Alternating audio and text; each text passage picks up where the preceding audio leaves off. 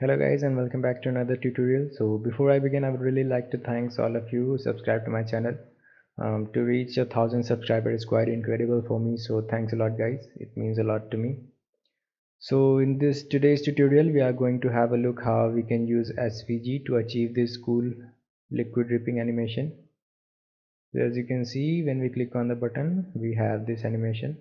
So let me show you again. So this is achieved using anime.js. So when we click on the continue button, we have this liquid dripping animation and then these other images and text animations. So in this video we will learn how to do that. So without wasting any more time, let's get started.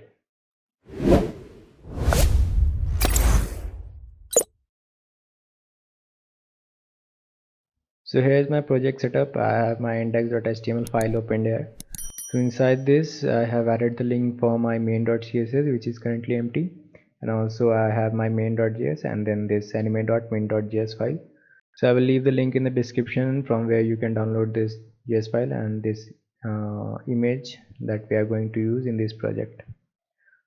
So and also I have added this font awesome CSS in order to use some icons, and for the font family I'm going to use Pacifico and Poppins, which I added from Google Fonts.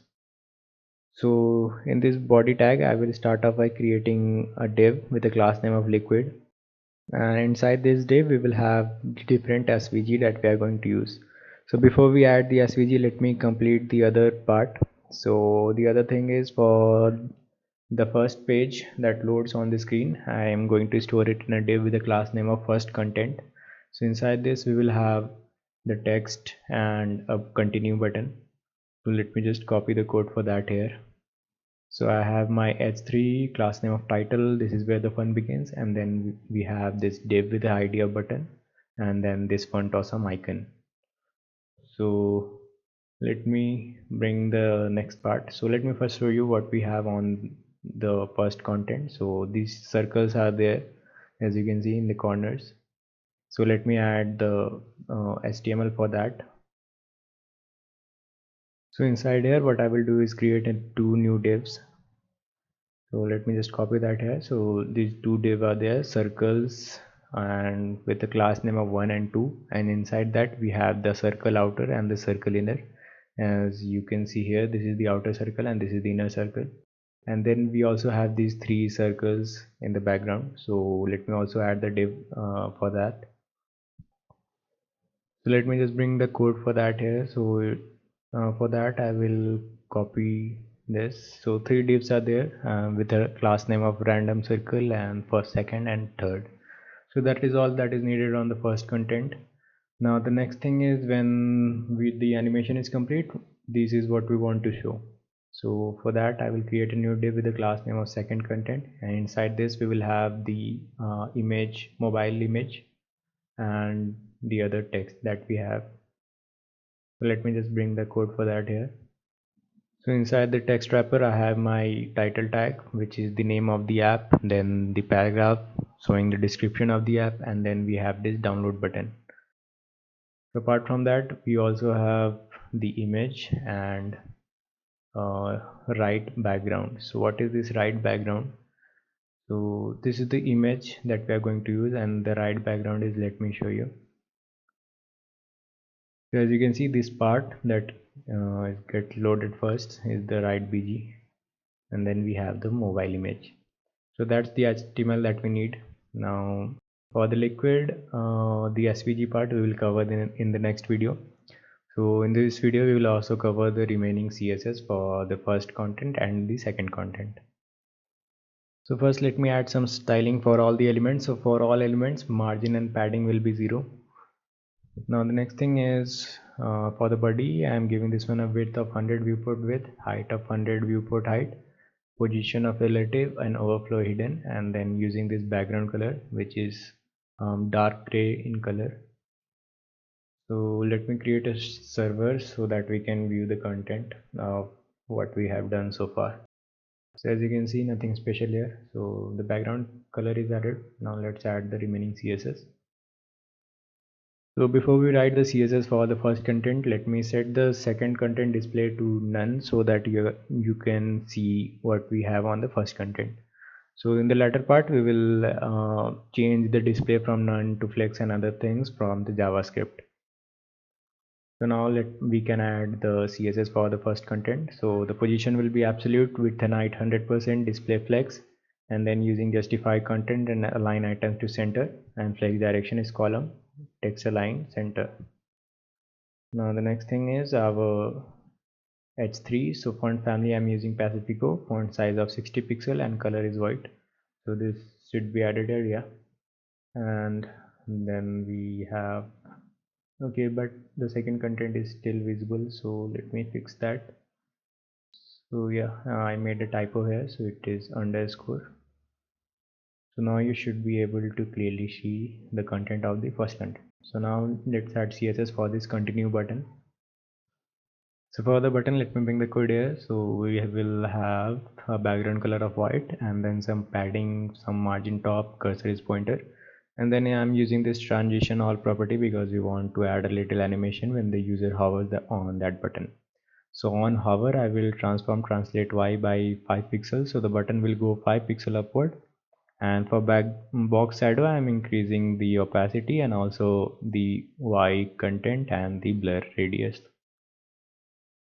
So, and for the text inside the button, I'm using font family Pacifico, font size 20 pixel. And then for the right icon, we have margin left of 40 pixel. Now as you can see on hover, we have this slight little animation. Now let's add CSS for the circle that we have on the first page. So for that, it will be straightforward. So position will be absolute, display flex, and align items, justify content center, and opacity of 0.4. So inside this circles class, we will have the two circle. So for the circle itself, we will have position absolute, border radius 50% to make it a circle, and border of 20 pixels, solid, color white. As you can see, circles we have 1 and 2, so both 1 and 2 should be placed at different position. So for the first circle, left and bottom will be 0, and for the second circle, the top and right will be 0. So now they should be at their proper place. Now the next thing that we have here is for the outer and inner, I'm giving this different width and height. So outer will have a greater width and height, and inner will have lesser width and height. So now these two are their places. Now let's add the remaining random circles. So for this, let me just copy the code here.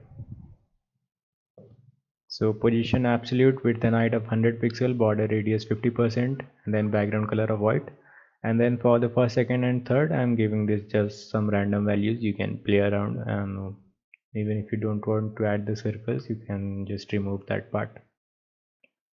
So now we are done with the first content. So now let's add CSS for the second content. But before that, let me just set the display to none for this first content so that we can see the content of the second one.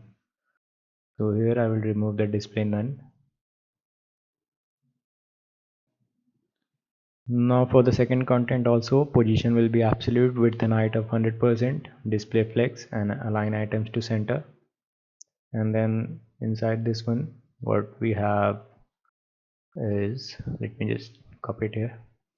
For the text wrapper, padding left will be 300 pixel and color is white. And then for the title and the p tag, we have different styling. So as you can see, we have the title and the text. Now let's add the image, adjust the image width and height so that it fits properly. So now the next thing is the download button. So for that, margin top of 70 pixel, and then font family I'm using Poppins this time, and given this the width and height and border radius, and then align item center, justify content center, font size of 18 pixel. So right now you are not able to see the background because it is matching with the current background.